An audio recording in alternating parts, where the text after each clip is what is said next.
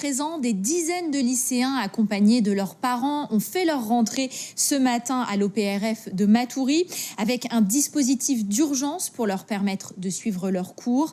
La collectivité territoriale s'était engagée à trouver une solution aux côtés du rectorat pour près de 500 jeunes encore sans affectation pendant les grandes vacances. Voici le reportage de Jessie Xavier et Karl Constable. Voilà des semaines qu'ils attendent de pouvoir reprendre leur scolarité là où elle s'est arrêtée à la fin du collège, faute de place dans certaines filières professionnelles et technologiques. Qu'ils soient en CAP électronique, mécanique automobile ou encore peintre, c'est un ouf de soulagement, mais aussi toute une organisation qu'il va falloir mettre sur pied pour les familles. J'ai des affectations. Premier, j'ai choisi la mécanique, de faire mécanique auto. Je n'ai pas pu le faire à cause de mes notes, donc j'ai été affecté ici Michotte en électricité à cause de mes notes. Ça sera très difficile vu qu'ils n'ont pas un bus privé vraiment pour l'école et que ni la cantine, ils n'ont rien encore de concret. Une première tranche de travaux a été menée en urgence pour les plateaux techniques. Ces aménagements vont se poursuivre.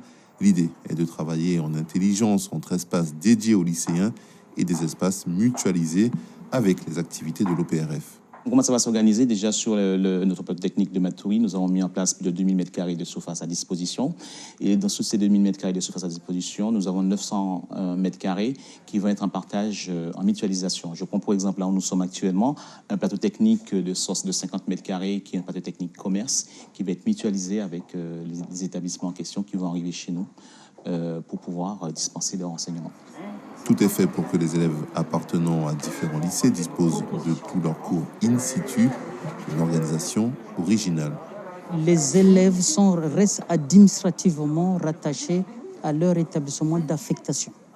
Donc on a le lycée Michotte pour les filières électricité, mécanique auto, on a Ma-Joséphine pour la filière commerce et on a Balata pour tout ce qui est lié au bâtiment, c'est-à-dire les peintres, et le bâtiment.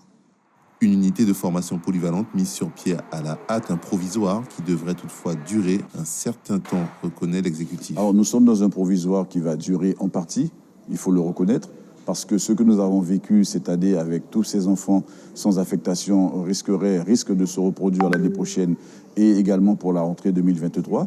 Et c'est la raison pour laquelle nous avons pris la décision de faire une montée en effectif, une montée en charge, en restant à l'OPRF qui sera aménagé de manière beaucoup plus complète pour la rentrée de septembre 2022, parce que nous savons bien que la poussée démographique que connaît la Guyane ne va pas s'arrêter en si bon chemin.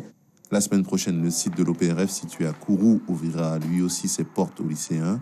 Près de 800 000 € ont été investis à ce jour dans ce dispositif pour le matériel et les aménagements. Et vous l'avez vu dans ce reportage, le responsable de cette unité d'enseignement polyvalent est John Pemba Boni, l'ancien principal du collège Charles Tafanier de Papaïcheton. Sous le coup de plusieurs accusations de harcèlement liées à son ancien poste, cette nomination, on peut le dire, Jessie Xavier, fait grincer des dents. Oui, bonsoir Alexandra Silbert. L'ancien principal, effectivement, de collège est poursuivi pour harcèlement au travail, abus de biens publics, abus de confiance et violence sur mineurs de 15 ans par personne ayant autorité. Son procès au tribunal correctionnel de proximité de Saint-Laurent-du-Maroni est prévu le 7 décembre. Voilà donc pour les faits. Alors, grincement dedans, oui, parce que il faut bien comprendre qu'il y a de nombreuses années que des parents demandaient son départ. Après sa mise en examen, la garde à vue en juin dernier et son départ de la commune, certains ont lu par là une mise à l'écart du rectorat. On a même évoqué dans la presse une mise à la retraite. Alors, il n'en est rien. Contacté, le rectorat ne souhaite pas faire de commentaires sur le fait aujourd'hui de confier de nouvelles responsabilités au très controversé Monsieur Boni, qui doit prendre sa retraite à la fin de l'année, en décembre.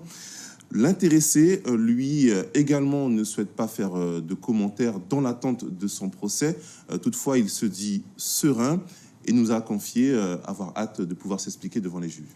Merci Jessie Xavier pour toutes ces précisions.